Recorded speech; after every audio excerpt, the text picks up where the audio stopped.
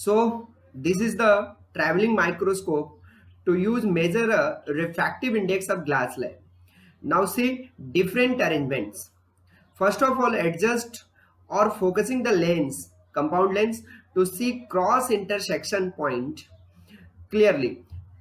First of all, draw a cross line on a paper and create a cross intersection point and placed below the compound lens, and adjust the lens up and down and remove the parallax. कोई भी हम एक कागज़ लेते हैं और उस पर हम एक लाइन ड्रॉ करते हैं और लाइन ड्रॉ करके एक पॉइंट क्रिएट कर देते हैं। उस पॉइंट को हम यहाँ नीचे रखते हैं और इस लेंस से, इस लेंस की ये इस एपरेटस से ऊपर नीचे इसको हम कर सकते हैं, मूवेबल है ये। और इस एपरेटस से पहले हम इस पॉइंट को विजिबल करते हैं, देखते हैं कि ये किस पॉइंट पे हमारे को दिखता है।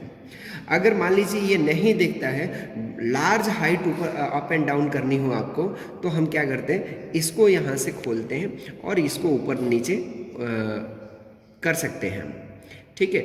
अब आप हम क्या करते हैं, जब ये विजिबल जिस पॉइंट पे हो जाता है उसको यहाँ से टाइट करके फिक्स कर देते हैं, इसको भी यहाँ से फिक्स कर देते हैं। अब दूसरा ये है कि हम यहाँ पे इस माइक्रोस्कोप को अगर राइट और लेफ़्ट भी टर्न कराना हो तो राइट और लेफ़्ट टर्न करने के लिए यहाँ से हम ये इसमें लेते हैं और राइट और लेफ़्ट ये टर्न हो सकता है। जब हमने ये सारा कुछ कर लिया तो फिर जब ये दिखने भी लगा तो हमारे पास यहाँ एक स्केल है, इसको कहते हैं वर्नियर स्केल। अब वर्नियर स्केल समझने के लिए मैं इस वर्नियर एपरेटस को दिखाता हूँ। इसमें दो तरह के स्केल्स हैं, ये this one is a main scale and this one is a vernier scale. अब वर्नियर स्केल की रीडिंग कैसे नोट की जाती है, तो वर्नियर स्केल की जो फर्स्ट लाइन है, ये 10 डिवीजन्स है, इस 10 डिवीजन की फर्स्ट लाइन जिस पॉइंट पे मैच करती है उस रीडिंग को हम ऐसे नोट करते हैं। सबसे जैसे मान लीजिए इसकी फर्स्ट लाइन इस 2 से मैच कर रही है तो हमने 2.8 ले लिया मेन स्केल की रीडिंग।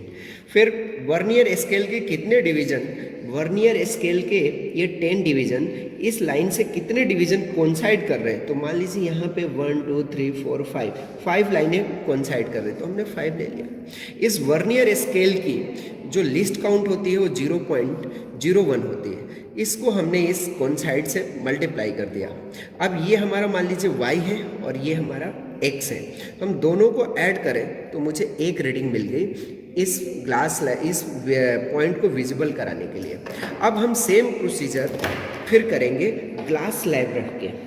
ग्लास स्लैब रखा, फिर से हमने इसके अप एंड डाउन किया, उस पॉइंट को विजिबल किया, और जब ये करने के बाद फिर से हम इसकी रीडिंग नोट करेंगे। नोट करने के बाद ग्लाइकोपोडियम पाउडर इसके ऊपर डालते हैं और थर्ड रीडिंग नोट करते हैं। ये सारा कुछ प्रोसेस करने के बाद हमने क्या किया कि अपने टेबल बॉक्स में, जैसे मान लीजिए विदाउट ग्लास स्लैब हमने इसको R1 कह दिया, ग्लास स्लैब जब रखा तो इसको R2 कह दिया, और ग्लाइकोपोडियम किया तो इस रीडिंग को हमने R3 कह दिया। अब R3 माइनस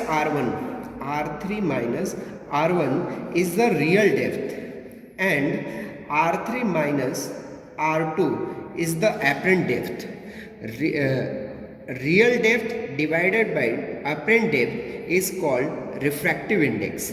अब इस तरह से ये प्रोसीजर हम 3-4 बार फॉलो करते हैं और बाद में हम उसका मीन कैलकुलेट कर लें तो ये हमारा ट्रैवलिंग माइक्रोस्कोप ग्लास स्लैब का रिफ्रैक्टिव इंडेक्स कैलकुलेट हो जाएगा। Thank you.